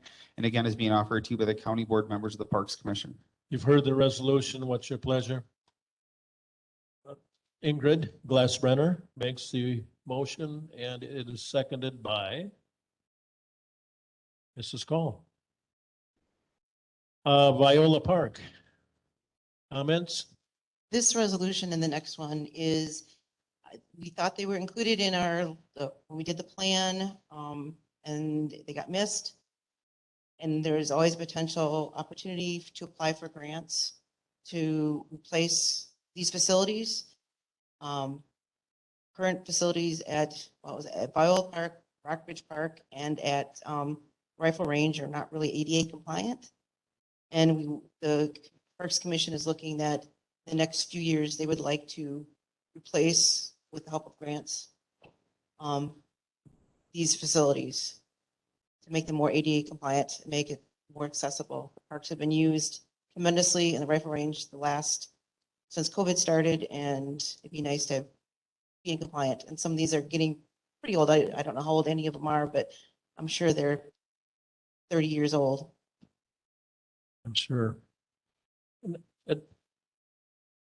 The well at Viola, we're doing that, right? I think. Well, yeah, we're waiting for, It's not part of this motion. I'm sorry. Okay. I just wanted to remember. Mr. Chair, I just have a quick question to Yes, clarify. yes. So the reason you're adding to the outdoor recreation plan is because when you apply for the grants, if it is an item in your outdoor rec plan, does that not give you a better chance of getting the grant? correct. And then to let some of these DNR grants, it has to be in It the has to be plan. in the group. Okay, that's what I thought. What you Okay, missed. so we have a resolution and an explanation. Are we ready to vote? Yes, we are. All those in favor signify by saying aye. Aye. Opposed? Okay, the resolution is adopted. Number 21, same thing, recreation plan for Pier Park. Pier Park is the park up in Rockbridge. And do I have a motion? Mrs. Gentis and Mrs. Rudersdorf seconds. Discussion, question, Mrs. Gentis. Can you hear me? Yes. I went there today because I was going up looking at kayak spots for coming on. And I would just like to say, I think we're branding the county something like a place to discover. Is that somewhat close? Maybe? One of the ideas. Well, I'll tell you, if somebody comes here and discovers that toilet, they're not going to stay. It's abominable. So the sooner the better. All right. Thank you. Mr. McGuire. How can you top that?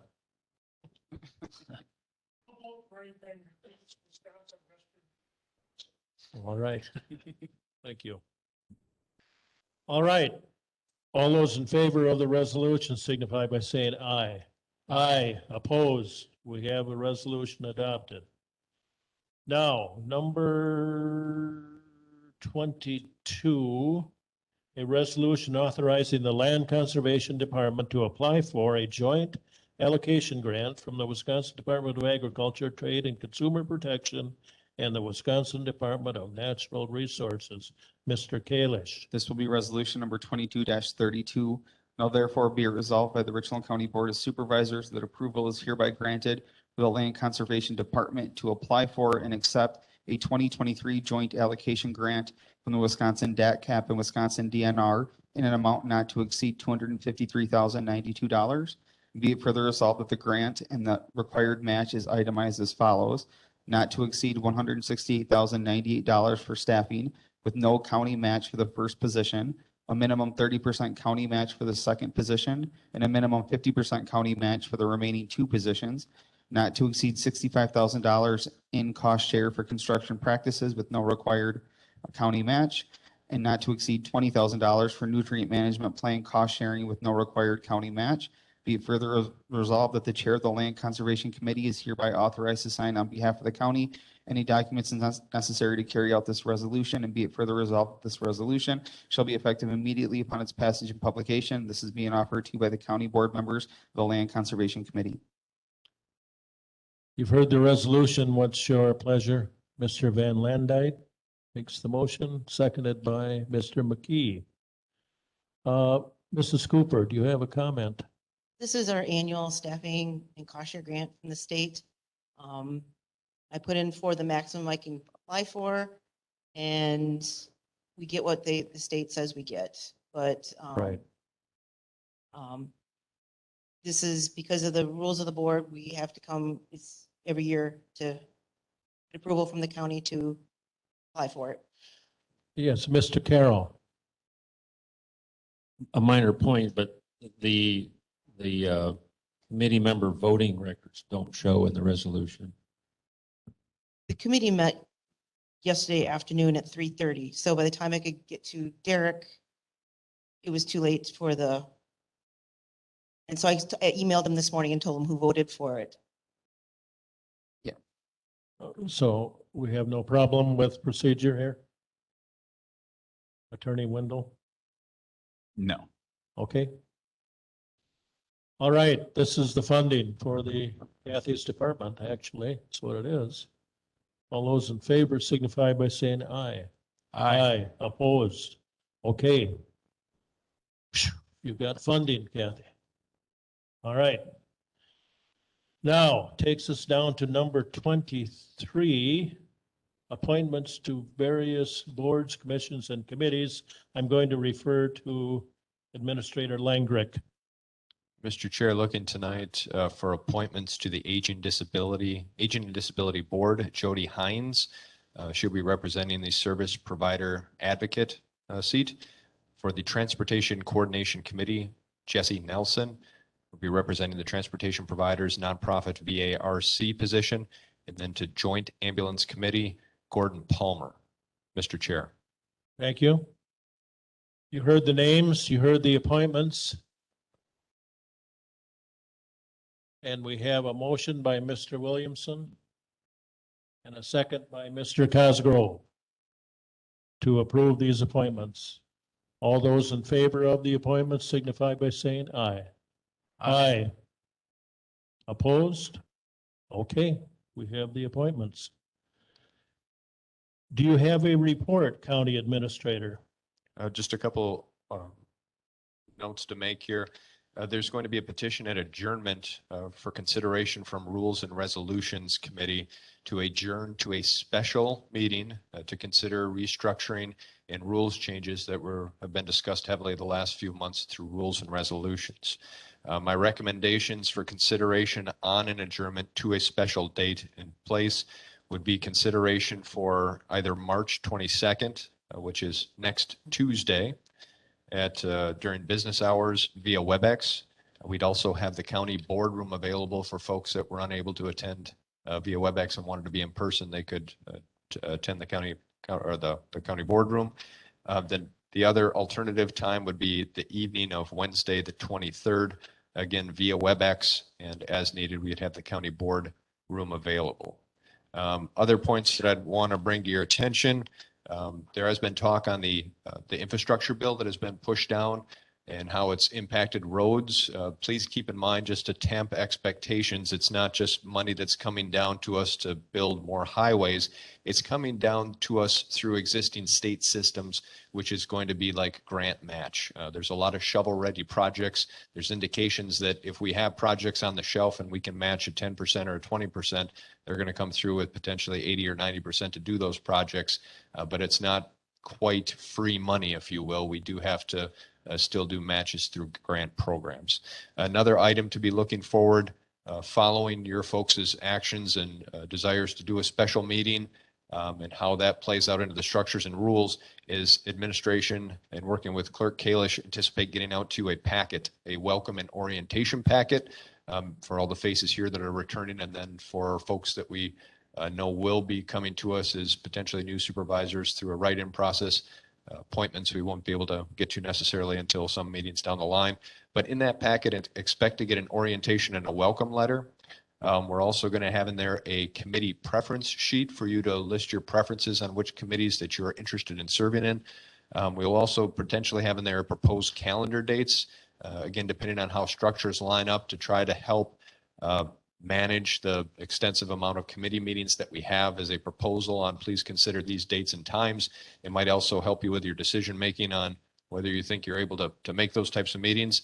There'll be additional sheet in there on biography, a few questions just on your interest in serving in the county board. There'll be 2 added questions for folks considering adding for chair and vice. And then also on there, you're going to have a date on when we're anticipating having an orientation meeting for the county board to attend, where we get everybody kind of schooled up on everything from how to work your iPads and accessing the website, and a little bit of touching on the budget and what all of our functions are, and all that kind of fun jazz. So please be on the lookout for that. Mr. Chair. Well, you might question the necessity of having a special meeting, and I assume that's getting things straightened out and in order for the April formation of the county board. Is that correct, Administrator Langrick? Yes, not to jump ahead on your schedule, but that is the intention with Rules and Resolutions. They've done some diligent work.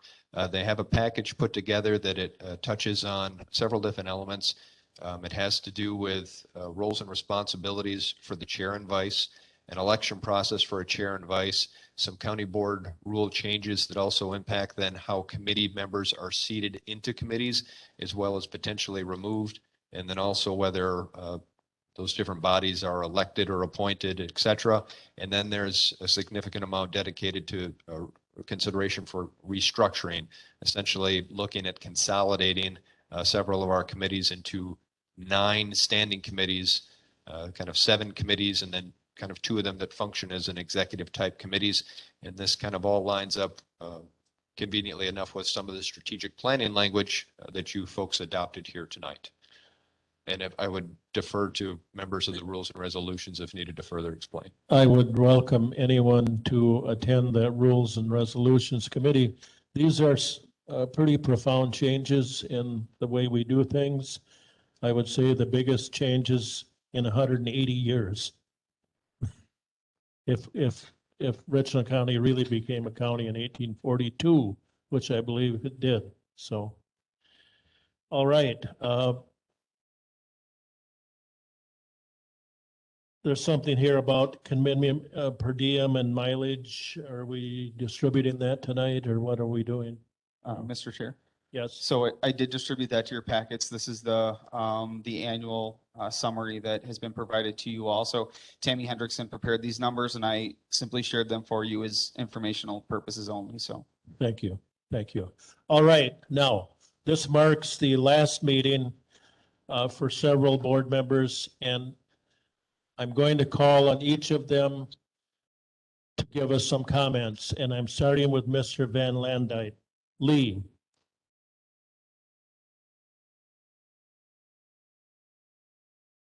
It's been my great pleasure to have served these past 2 years, and I fully intended to stay on.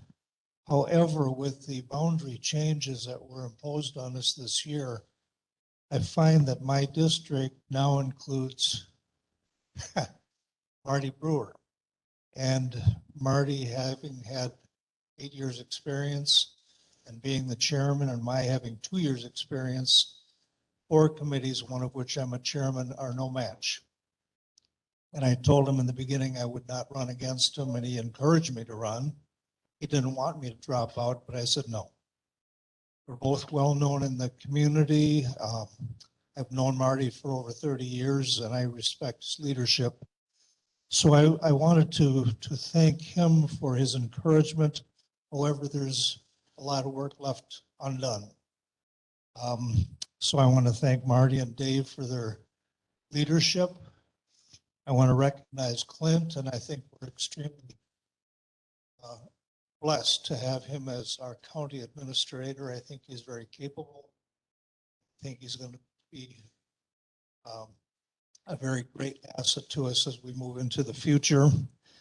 Derek now is with us and gives a lot of young blood to this, and is vital. And Michael, it's good having you. We've got a young team up here, which is fantastic. Well, kind of young, but. Well, much younger than I. So I'll be 80 in a year and a half. So I'll be catching up to Don.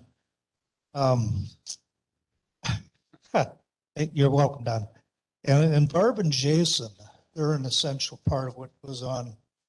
I really appreciate all the help that you've given me through these last 2 years as I've struggled with this machinery. I usually go to a teenager to do this, but you're as close as that comes to that. I want to thank every one of my fellow board members here for befriending me and making my stint here very pleasant, very pleasurable. I've really, truly enjoyed it. And last but not least, the voters that put their trust in me to represent them these past 2 years. So that is my farewell speech, and thank you much, everyone. And thank you, Lee. Peg Call, you're sitting right next to him, so.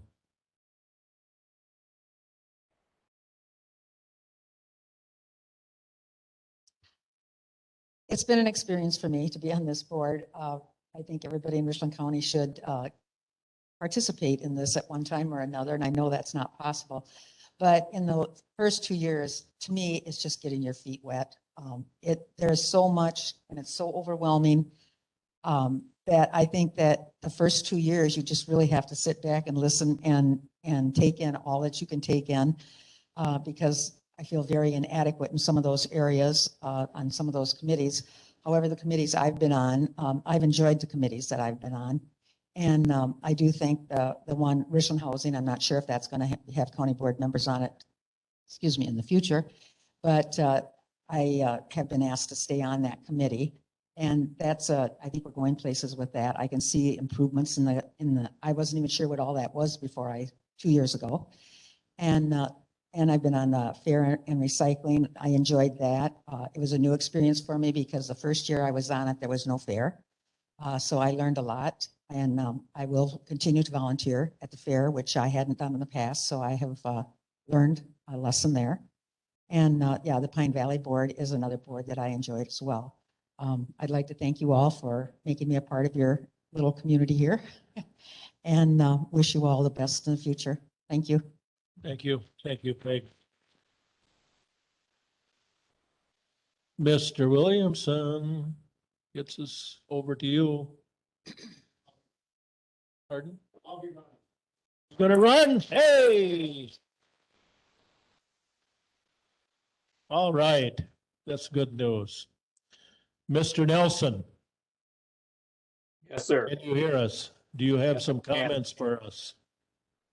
Well, this is my second try at this, and I'm going to give it up. So there's going to be some openings if these other people want to be on the board. We got 2 openings down here. I thank the people of Town of Buena Vista.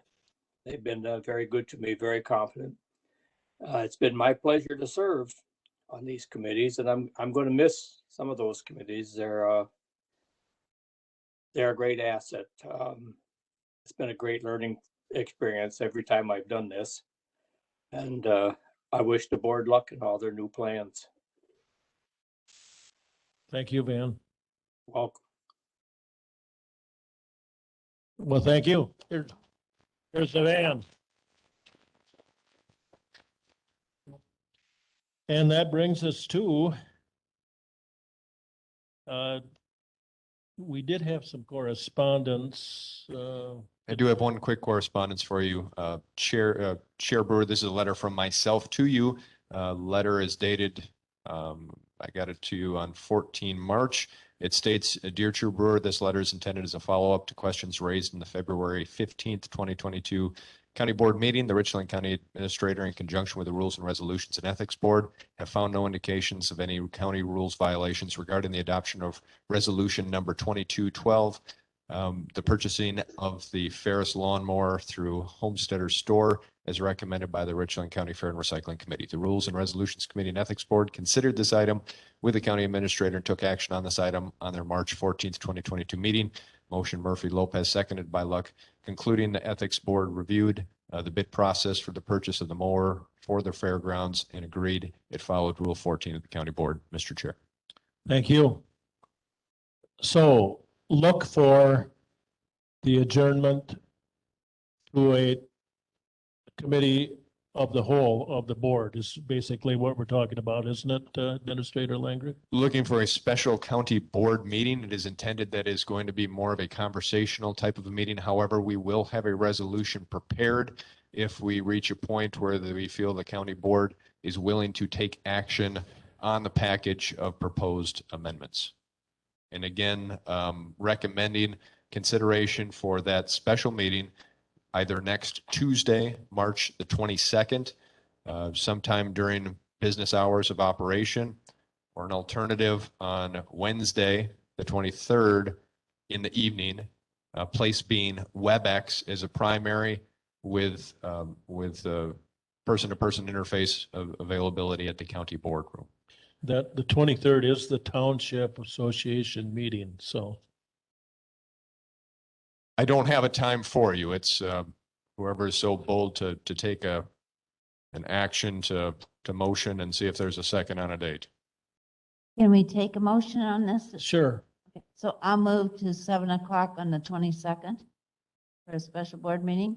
Is that So we're talking the evening? I thought you meant. I in think the evening. 22nd, he wanted it during business hours. Oh, I'm sorry. Okay, it's okay. I didn't hear that. What time did you want it, Clint?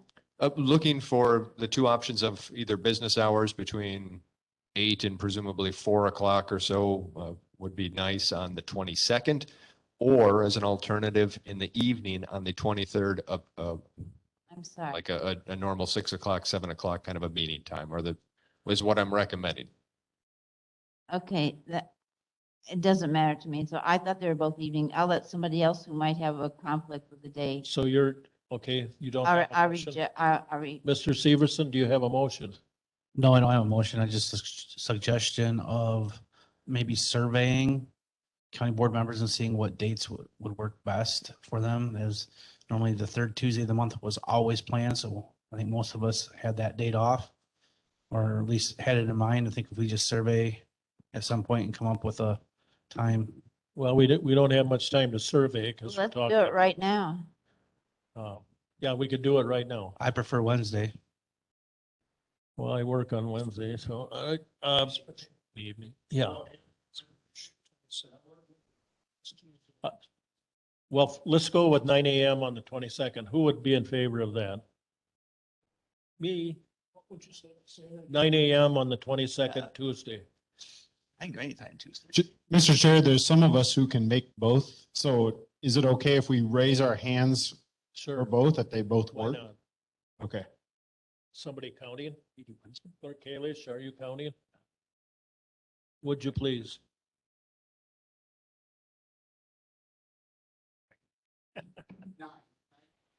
Okay. All right. So then, the 23rd, and that would be an evening meeting, I take it.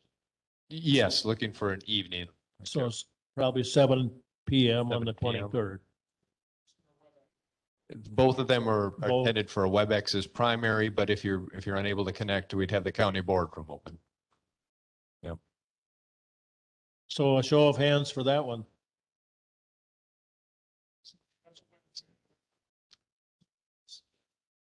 Way more, way more. Well, I won't be there, but, okay. Looks like it, yep. Now, I did mention that Township Association meeting. Clint, are they meeting in our boardroom? I would have to investigate. I think we'd better double check that. Double check my calendar. I believe they are. I believe they asked about it. So I don't have mine. Okay, I then think we they are. We could do it WebEx. I get, if we have folks that absolutely can't, could we maybe get them in the classroom over at HHS? Okay, we would have classroom availability for you at HHS. We'll get you Director Scott's number so you can give her a call and she'll be able to get you through the door. Mr. Manning and I have spent many meetings over there. Prefer to be in person. Okay, that brings us down to. Yeah. Mr. Williamson?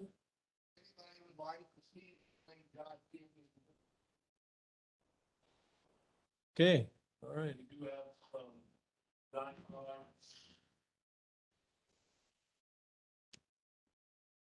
Thank you. Mr. Chair, one other thing, Barb and Jason could use some help from all of us, or a lot of us maybe tonight, to get the room set up for something in the morning. Sounds like there was an emergency with people managing this, so they need some extra help here at the Phoenix Center. All right. Yes. I'm waiting for now a motion to adjourn. Thank you, Mr. Seep, seconded by Mr. Van Landijk. We are adjourned.